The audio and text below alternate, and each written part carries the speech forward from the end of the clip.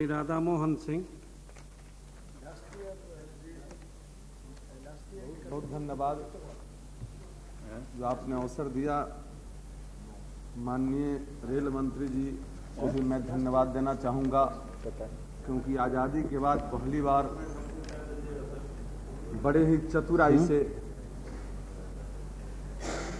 Rail budget रखा है। बैठो, हम साथ में जाएंगे तब तक। चतुराई से जो रेल बजट रखा है, इस चतुराई के कारण यह स्पष्ट है कि पहली बार आजादी के बाद एक ऐसा रेल बजट आया है जिसकी दिशा विकास की ओर उन्मुख नहीं, जिसकी दिशा राजनीति की ओर है। मान्यवर, इस सर्वे कराने की जो घोषणाएं सब की गई, ये गांव के लोगों को खुश करने के लिए की गई। इसका विकास से कोई संबंध नहीं है, विकास का कोई वास्तविक संबंध नहीं है। वैसे भी इस मद में रखी गई 4,66,00,000 रुपए की राशि को देखें तो बहुत स्पष्ट है कि कितनी राशि किस इलाके में सर्वे के लिए पड़ती है। सच तो यह है कि सर्वे कराने की घोषणा गांव वालों को मूर्ख बनाने का यह प्रयास है कि तुम्हारे गांव की ओर रेल आ रहा है। इससे ज्यादा कुछ इससे निकलने वाला नहीं है। और आजादी के बाद जो रफ्तार अपने देश के अंदर नई रेल लाइनों के बिछाने का चला है, ये पहली बार। और यदि हर वर्ष जो औसत नई रेल लाइनों में बढ़ोतरी हुई है उसका भी विचार करें तो इस वर्ष इस बजट में जो प्रावधान किया गया उसमें मात्र 99 किलोमीटर नई रेल लाइन बिछाने का प्रावधान है। और इसलिए मैंने कहा कि ये राजनीतिक बजट है, विकास मूलक नहीं है। वस्तु स्थिति यह है कि पिछले वर्ष जितना विकास कार्य भी इस बार माननीय रेल मंत्री जी नहीं करा पाएंगे। अब नई रेल लाइनों के लिए 1995-96 में 281.71 करोड़ रुपए और उसकी तुलना में 96-97 में घट कर यह 220.55 करोड़ रुपए पर चलाया है। अब ये प्रकट करता है कि पिछले वर्ष जितना हम विकास कार्य करा पाए, इस बार हम इतना नहीं करा पाएंगे। बड़ी लाइन में बदलने के काम पर भी 95-96 में 1177.92 करोड़, जो 96-97 में 829.56 करोड़ पर आ गया है। रेलवे के कंप्यूटरीकरण पर भी 83.82 करोड़ रुपए की जगह इस साल 75 करोड़ रुपए खर्च करने की योजना है। विद्युतीकरण परियोजनाओं पर भी इस वर्ष 6% कम खर्च होगा। यानी कुल मिलाजुला कर यह बजट विकास की पटरी से बिल्कुल उतरा हुआ है। और जिस बिहार की चर्चा हो रही है कि माननीय मंत्री जी ने ढेर सारी घोषणाएं की हैं, जिसे सुनकर यह भ्रम हुआ है कि पिछड़े राज्य बिहार के लिए आपने माननीय मंत्री जी ने अपने अधिकार का प्रयोग किया है। किंतु वास्तविकता क्या है, आप खुद देखें और खुद मंत्री जी देखें कि रेल बजट के इस व्याख्यात्मक भाषण में,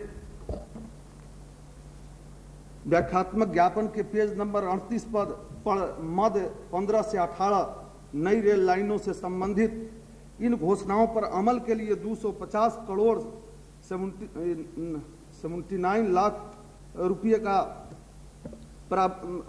की आवश्यकता है, जबकि प्रावधान से 4 करोड़ 80 लाख रुपए का किया गया है।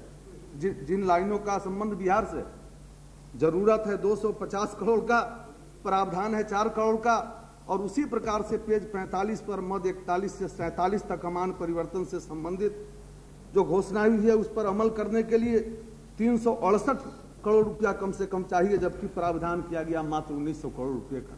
इससे स्पष्ट है कि बिहार के संबंध में जो बातें कही जा रही है वो बिल्कुल गलत है। हाँ, एक जरूर जिसके लिए हम धन्यवाद देना चाहेंगे कि उन्होंने पटना में रेल पुल बनाने की घोषणा की। लेकिन माननीय अध्यक्ष जी, मैं निवेदन करना चाहूँगा, रेल पुल कब बनेगा पता नहीं, लेकिन आज जो सबसे पहला सौगात मिला है उस रेल पुल की घोषणा के बाद, वो सौगात है 19 जुलाई को सोनपुर में पुलिस की गोली से अभिषेक राय का मारा जाना। और आज भी तनाव बना है, दर्जनों लोग जेल के अंदर बंद हैं। मान्यवर, मैं माननीय रेल मंत्री जी से निवेदन करना चाहूंगा कि ये जो आपका विभाग है उसके निर्माण, सर्वेक्षण और विस्तृत जांच के लिए कोई न कोई तकनीकी विभाग होगा। जब हम घोषणा करते हैं, जब सरकार घोषणा करती है कि कहीं रेल पुल बनेगा, नई रेल लाइनें बनेगी, तो उसके कुछ तकनीकी आधार होंगे।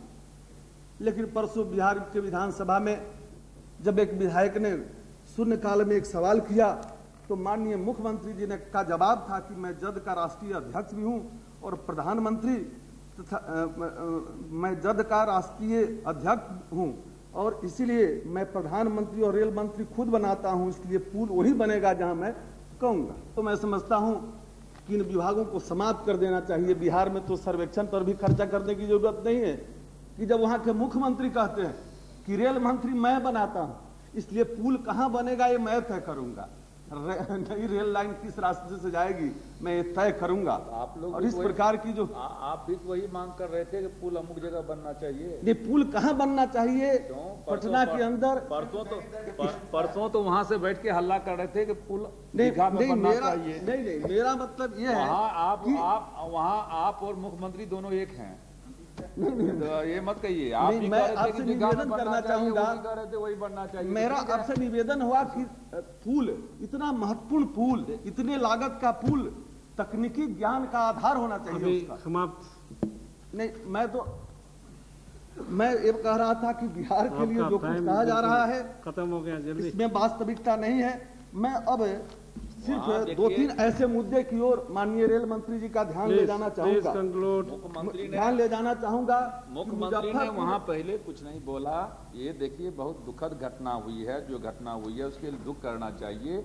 मुख्यमंत्री ने कुछ नहीं किया।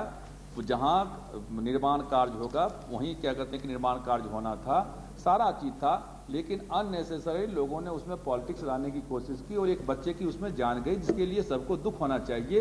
और यदि जिस तरीके से मुख्यमंत्री ने जाकर के आंदोलन छेड़ा, क्यों आप लोग आंदोलन छेड़ा गया और क्यों आप लोगों ने सपोर्ट किया था? देखा अभी जो अखबार में खबर छपी, अखबार की खबर क्या होती है उसको मारिए। अखबार के क्या होता है? जो अखबार उस दिन आपके सामने मामला उठाया गया था।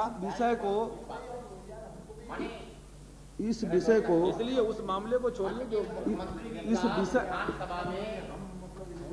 पर दिया हुआ उत्तर है, ये तो आप सदन को ये बताइए, क्या बिहार के मुख्यमंत्री नहीं, मैंने तो सिर्फ ध्यान दिलाया कि पुल किया है कि पुल यहाँ नहीं यहाँ बनना चाहिए। देखिए माननीय मुख्यमंत्री ने क्या कहा आप अखबार पढ़ के सुना रहे हैं, माननीय सदस्य ने क्या कहा वो हम लोग यहाँ सुन रहे थे। माननीय सदस्य नहीं, मतलब मेरा इससे है कि इतना महत्वपूर्ण काम है, इतनी पूंजी लगने वाली है, इसका आधार तकनीकी होना चाहिए। मुख्यमंत्री जी क्योंकि प्रधानमंत्री और रेल मंत्री बनाते हैं इसलिए पुल भी बनाएंगे, ऐसा नहीं होना चाहिए। मेरा निवेदन सिर्फ इतना ही। तो मैं अब आपका ध्यान इस देश की सीमा की ओर ले जाना चाहता हूं, ऐसे सीमा स्थल पर जहां नेपाल में हम प्रवेश करते हैं तो वहां गेट वे ऑफ नेपाल मिलता है, और नेपाल राज्य के लोग जब हिंदुस्तान में प्रवेश करते हैं तो गेट वे ऑफ हिंदुस्तान उसको मिलता है। वह स्थान है रक्सौल। माननीय मंत्री जी उस स्थान से अच्छी तरह परिचित हैं, और मुजफ्फरपुर रक्सौल रेलखंड को बड़ी लाइन की छोटी लाइन को बड़ी लाइन में बदलने का काम मार्च 1995 में पूरा हो गया। अब उस लाइन पर मिथिला एक्सप्रेस सप्ताह में 3 दिन चलती है सिर्फ। अब 3 दिन मात्र मिथिला एक्सप्रेस, वर्षों से वहां मांग होती रही बड़ी लाइन की, और जब बड़ी लाइन बन गई तो कोई दूरगामी ट्रेन वहां से नहीं चलती। बड़ी तादाद में नेपाल के लोग हिंदुस्तान की ओर आने के लिए रक्सौल में आते हैं, और हिंदुस्तान से भी बड़ी तादाद में लोग जब नेपाल जाना चाहते हैं तो रक्सौल जाते हैं। मेरा निवेदन होगा माननीय मंत्री जी से कि दूरगामी गाड़ियां रक्सौल से चलाई जाए। शहीद express, Delhi Muzaffarpur express, Muzaffarpur Kurla express, Muzaffarpur Ahmedabad Sabarmati express Raxaul से चलाई जाए। मिथिला एक्सप्रेस को भी डेली वहां से चलाने की व्यवस्था की जाए। फिर सुगौली गोरखपुर रेल मार्ग के अमान्य परिवर्तन के संबंध में कि जो अनावश्यक विलंब हो रहा है, इसके ओर भी मैं माननीय मंत्री जी का ध्यान ले जाना चाहूंगा। सुगौली नरकटियागंज शाखा लाइन का अमान्य परिवर्तन मुजफ्फरपुर रक्सौल लाइन के साथ ही होना था, लेकिन ऐसा नहीं किया गया। फिर मार्च 1996 तक इस काम को पूरा करने की बात कही गई, वह भी नहीं हुआ। अब इसे दिसंबर 1997 तक पूरा करने का प्रस्ताव किया जा रहा है। मेरा निवेदन होगा कि इस अनावश्यक विलंब से चंपारण वासियों को बड़ा क्षोभ हुआ है।